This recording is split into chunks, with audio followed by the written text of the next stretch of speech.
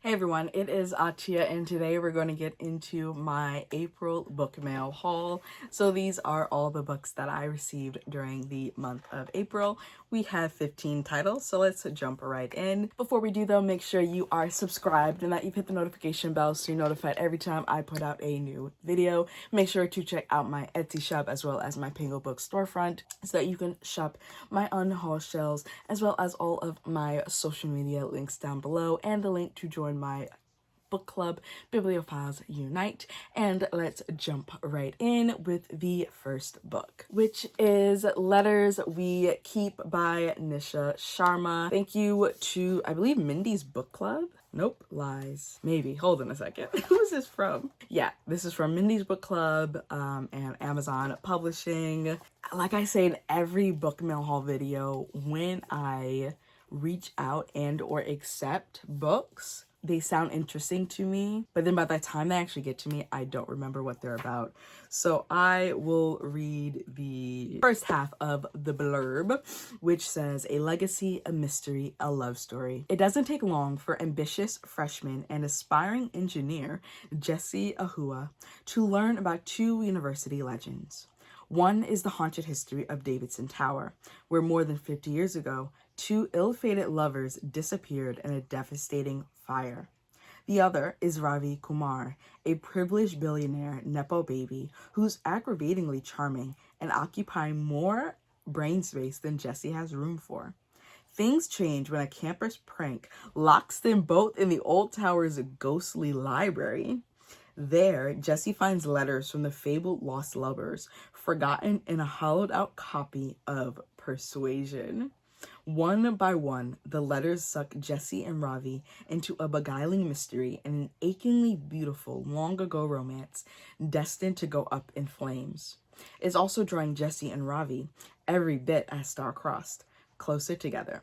Can they overcome whatever fate has in store for them? Or are they just as doomed as the lovers whose tragic end has become legend? I did not realize that this was a romance. For some reason, I thought this was historical fiction, but this very well is a romance, and now my interest is even more piqued. So yeah. Then we have The Secret Library by Kekla Magoon. This is a middle grade fantasy that I am so looking forward to reading in the month of either May or June. And oh gosh, almost dropped it. And this says, minor transgressions, little white lies, deathbed confessions, family secrets. The library holds them all. Dolly Pete Harrington yearns for adventure, but ever since her beloved grandfather died, her days are dull and predictable. That is, until she discovers that he left something behind for her, a map that leads to a library full of mysterious volumes. This is no ordinary library. Rather, each book is a portal to a precise moment in time, allowing its reader to travel to the past to experience a real-life secret. The library offers the perfect escape from Dolly's struggles at home with her distant and business-focused mother, and gives her back a piece of the adventure-loving grandfather she desperately misses, as she checks out adventure after adventure, including an exhilarating outing with pirates. She begins to dive deeper into her family's hidden history. But soon, Dolly learns that the library is much more than a fun place to explore. It has intentions for her that could transform her life forever. Well, I love a magical library. I really do. Like, I feel like most bibliophiles love a magical library. Like, there's just something about a magical library that's like, yes, give me more, give me all of it. And I like, when I tell you I'm super excited for this one. And I totally forgot to tell you who this is from. Thank you to Candlewick Press for this finished copy of The Secret Library. Then from Vintage Books, we have Disability Intimacy, Essays on Love, Care, and Desire, edited by Alice Wong. She is also the editor of Disability Visibility, and I've been really trying to just get more books about disability, and especially like invisible disabilities or chronic disabilities, but I've been trying to get more nonfiction on that, especially from the perspective of people of color, and so I was very excited when this one was coming out in in paperback. And yeah, like it's nonfiction, so the title and the subtitle tell you exactly what it's about. Thank you to Vintage Books. Next up, we have a graphic novel, and that is Unhappy Camper by Anne Zhu and Sunmi. Or actually, wait, is it by Lily Lamotte and Anne Zhu and Sunmi? Are they the illustrators? I'll just credit all three of them because all three of their names are on this title. There we go. Are on this title. And this one says, would you rather blend in or stand out? Claire and Michelle used to be best friends, but now the two sisters couldn't be more different. Michelle would do anything to fit in, even if it means denying her Taiwanese culture. On the other hand, Claire is proud of who she is, so much so that she decides to become a junior counselor at a Taiwanese American summer camp. Sensing a rift between the two, their parents decide to send them both off to camp, much to Michelle's dismay. As summer continues, both sisters learn more about their heritage and each other. But Michelle must eventually decide to either embrace her culture and her family or assimilate into the popular group at school. Which will she choose? I really thought this was going to be about the other sister. Or maybe it's about both. I don't know. I'm looking forward to this one. This one sounds hard-hitting and fun. And I see that there's a good balance of like pictures. There's definitely a lot of text. So it'll probably take me longer than other graphic novels, especially because there seems to be a lot of text message sequences as well, so that's a lot of text. And thank you to Harper Alley for this finished copy of Unhappy Camper. Next up, from Hanover Square Press, we have The Library Thief, and this one is by Kuchenga Shenji, and this says, the library is under lock and key, but its secrets can't be contained. 1896. Can you tell I'm a theater major? I'm doing these readings so dramatic. 1896. After he brought her home from Jamaica. What? Oh, after he brought her home from Jamaica as a baby, Florence's father had her hair hot combed to make her look like the other girls. But as a young woman, Florence is not so easy to tame. And when she brings scandal to his door, the bookbinder throws her onto the streets of Manchester. Intercepting her father's latest commission, Florence talks her way into the forbidding Rose Hall to restore its rare books. Lord Francis Belfield's library is old and full of secrets, but none so intriguing as the whispers about his late wife. Evocative, arresting, and tightly plotted, The Library Thief is at once a propulsive Gothic mystery and a striking exploration of race, gender, and self-discovery in Victorian England. Okay, now I see why I, accepted this, because this sounds good. This sounds like it's gonna be juicy. I'm really loving historical fiction. Like, I'm really in my historical fiction era. So shout out to Hanover Square Press for sending me this arc. Then we have one of my most anticipated releases by one of my authors that I have my eye on, and that is Daughter of the Merciful Deep by Leslie Penelope. Let me see if I can get it to focus on the cover. Can you see that? There we go. Not quite really like that. There we go. This is a fantasy. This is the same author of The Monsters We Defy, and she has another series. What is it called? Blood of Bone. I'll put the cover of the first book because I've read it, but I can't remember the title. And it says, a woman journeys into a submerged world of gods and myth to save her home in this powerful historical fantasy that shines a light on the drowned Black towns of the American South. I'm not going to read any more of the synopsis because that's all I need to know, and that's all you need to know. I was already looking forward to this because of who wrote it and the fact that I really enjoyed the book that I can't remember the name of, as well as The Monsters We Defy, but especially considering the fact that I gave The Monsters We Defy 5 stars. This woman can write a historical fantasy. She can. That's the complete sentence. So shout out and thank you to Red Hook for sending me this art copy. I'm hoping to get to this sometime either in the spring or the summer. So you should be hearing my thoughts about this in the next coming months. Next up, we have Prince of the Palisades by Julian Winters. Julian Winters is actually one of my favorite YA contemporary authors, I will say. I've read, I believe, 2 of his YA contemporaries, and they're fun. They are full of summertime vibes, and they're wholesome, and I just really enjoy them. And I'm wondering, does this take place during the summer? I don't know, because the other 2 that I read take place during the summer, but maybe they don't. I don't know. But he gives like such great care and just love to Black queer boys, and it's just great time. So when I found out that he was coming out with another book, I of course wanted to support and also get my hands on it so I could read it and tell you guys about it. And so in this one, it says, a fairy tale romance come true, or a disaster headline in the making. When roguish Prince Jadon, wait, a teen royal? Stop it. When roguish Prince Jadon of Elise de la Riviere, I don't even know where that is. Is that in France? Okay. Is left in America to clean up his image after a horribly public breakup gone viral, romance is not on the table. Carefully planned photo ops with puppies? Yes. Scheduled appearances with the Santa Monica Elite? Absolutely. Rendezvous with a pink-haired, film-obsessed hottie from the private school where he's currently enrolled?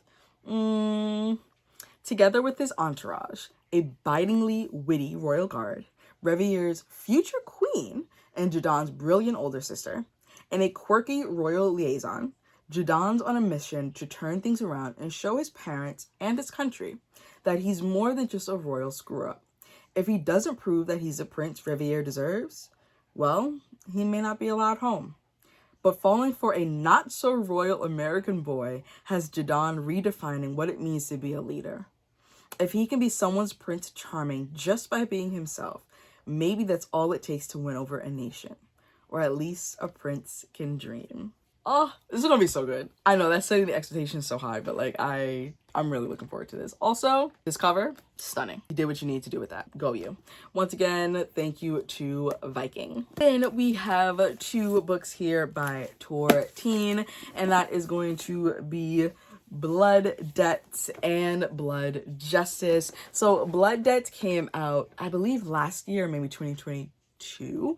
And as you can see, I've already transferred my tabs to this paperback copy of the redesigned covers.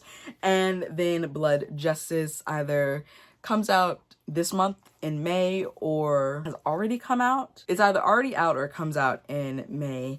And I'm going to read you, I'm trying to think. Do I want to read you the synopsis or do I want to just summarize it? Because I have already read this. I'll summarize it.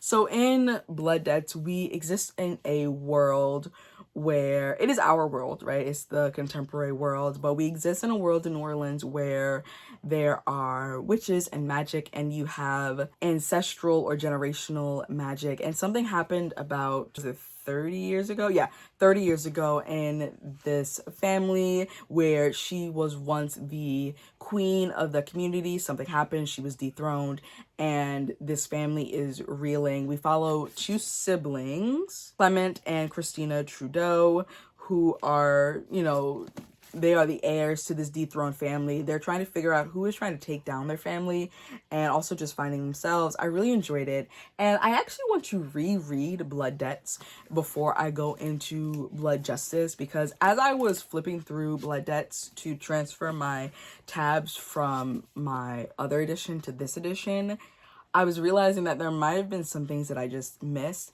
And if you haven't seen my reading vlog of Alex Wise versus the End of the World, highly recommend you go check out that video. But that is a middle grade fantasy by the same author. And in that video, I was saying how there was so much in that book that I wished was in this book, because this book was published first.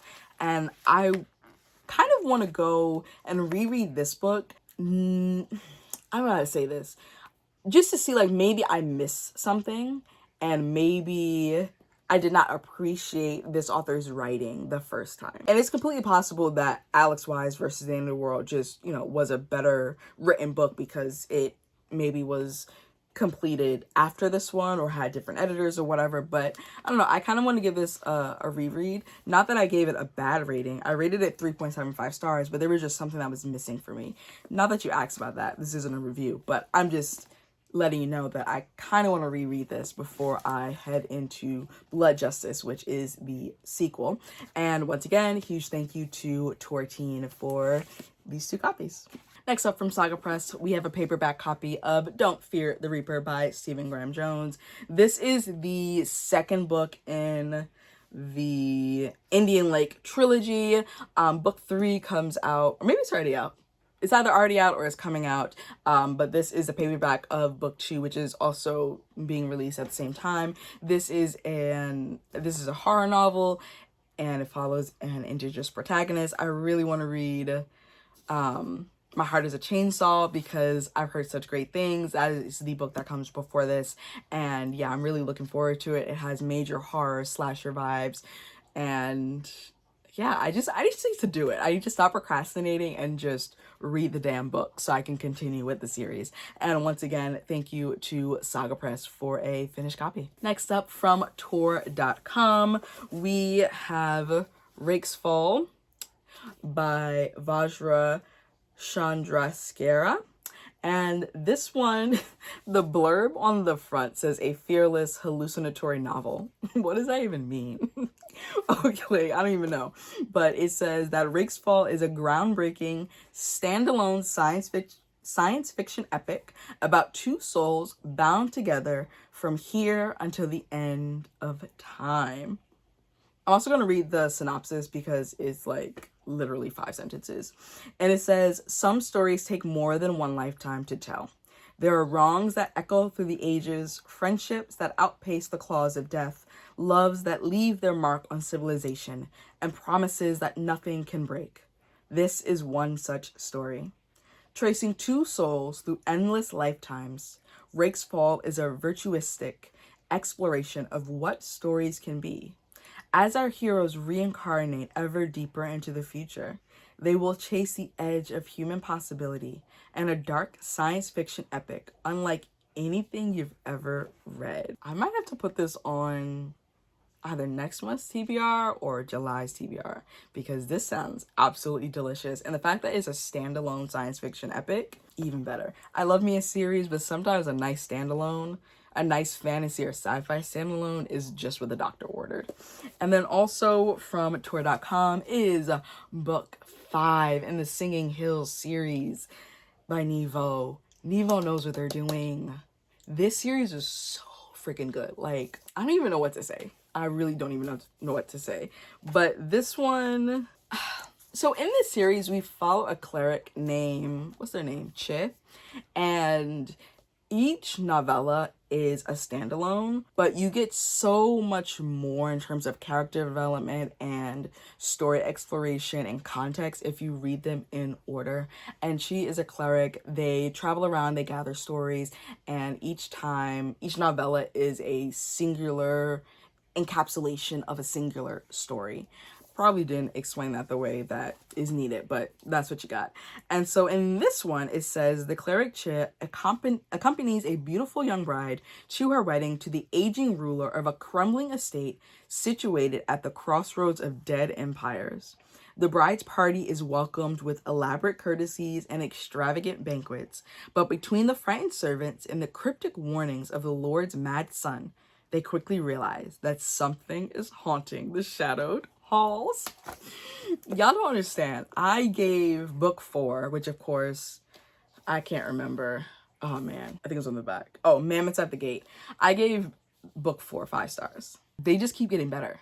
They really do keep getting better. So if you have not checked out or read this series, the Singing Hill series, the Singing Hill cycle, I highly recommend that you check that out.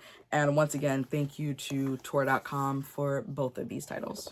And then we have 3 books from Scribner, starting with Pink Slime by Fernanda Trias. I don't even think the camera's picking up just how fun this cover is and just how like pink it is. It looks more red, but it's like a reddish pink. Anyways, and this is actually a translated work. I am so behind on my goal of reading translated works this year. And my goal was to just read translated works. And I think I've read none. And I'm not including manga. But like in terms of translated novels, yeah, I've read none. So I need to like get on that. And it says, a window into one woman's world, teetering on the edge of apocalypse. For readers of Severance, which I've read, that book is excellent, and I Who Have Never Known Men. In a city ravaged by a mysterious plague, oh gosh. Oof. I don't know. Am I ready for plague stories? I feel like COVID messed that up for everyone. Anyways, in a story ravaged by a mysterious plague, a woman tries to understand why her world is falling apart. An algae bloom that has poisoned the previously pristine air that blows in from the sea. Inland, a factory churns out the only food anyone can afford, a revolting pink paste made of an unknown substance. In the short, desperate breaks between deadly windstorms, our narrator stubbornly tends to her few remaining relationships, with her difficult but vulnerable mother, with the ex-husband for whom she still harbors feelings, and with the boy she nannies, whose parents sent him away even as terrible threats loom. Yet as conditions outside deteriorate further, her commitment to remaining in place only grows, even if staying means being left behind. An elegy for a safe, clean world, Pink Slime is buoyed by humor and its narrator's resiliency. This unforgettable novel explores the place where love, responsibility, and self-preservation converge, and the beauty and fragility of our most intimate friendship. What? Like, come on. I'm always here for a heartfelt story. Then we have Shanghai by Joseph Cannon. This is an historical fiction. And it says, in this dazzling thriller, New York Times bestselling author Joseph Cannon gives us his richest setting yet. Pre-World War II Shanghai, where glamour and squalor exist side by side, and murder is just a cost of doing business. A love affair against all odds. A city dancing on the rim of a volcano. Shanghai is the story of a political haven that becomes a minefield of conflicting loyalties. Well then. And then we also have 5-Star Stranger by Kat Tang. And this one says, would you hire someone to be the best man at your wedding? Your stand-in brother, the father to your child. In Kat Tang's exciting and resonant debut, a rental stranger, a companion hired under various guises, walks the line between personal and professional in surprising new ways.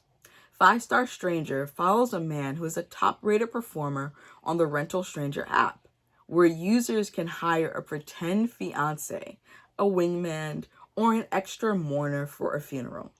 Referred to only as Stranger, the narrator navigates New York City under the guise of the characters he plays, always maintaining a professional distance from his clients. When a nosy patron threatens to upend his long-term role as father to a young girl, Stranger begins to reckon with his attachment to his pretend daughter, her mother, and his own fraught past. Now, he must confront the boundaries he has drawn and explore the legacy of abandonment that shaped his life. 5-Star Stranger is a strikingly vivid novel about the commodification of relationships in a gig economy, isolation in a hyper-connected world, and the risk of asking for what we want from those who cannot give. This is a story of a man who finds out who he is by being anyone but himself. This is going on a TBR very soon. I don't know if it'll be May. No, we're in May. I don't know if it'll be June, July, August, but I want to get to this very soon because this sounds very intriguing and like it's going to be very sharp. And I finally understand now why there's a little girl on the cover. And thank you to Scribner Books for these 3 titles. And that is it, y'all. Those are all the books that I received during the month of April. Thank you once again to all the publishers who sent me these lovely arcs and finished copies. Make sure to give this video a huge thumbs up and to subscribe if you haven't already. Make sure to hit the notification bell so you're notified every time I upload a new video. All of my links are down below. The links to my Etsy shop, my Pingle Book storefront, my book club, and all of my various social medias. And I will see you in another video. Bye. Showing. I ain't living for the moment. I see what's mine and I want it. Hungry like a Pac-Man. I'm Bruce Wayne and Batman. I'm Naruto with a Hanzo. Got a sharp mind like I'm Einstein. Plus I'm copywriting, so it's all mine. Check it for me, I'm in the sky.